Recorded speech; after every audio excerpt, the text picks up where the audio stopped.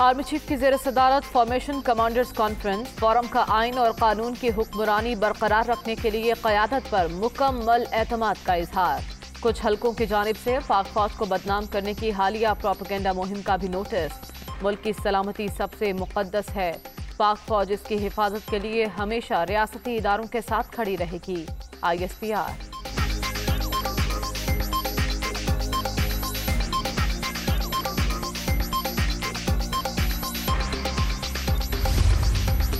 इस्लामाबाद के Marriott hotel में अफ्तारी के दौरान झगड़ा। नूर आलम पर फिक्रा कसने पर मुस्तफ़ा नवाज खोकर मुश्तइल।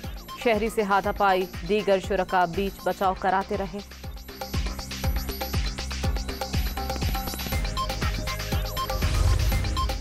और अमेरिका में फायरिंग का एक और वाकया। ब्रुकलिन में सबवे स्टेशन पर गोलियां लगने से 13 अफराद जख्मी।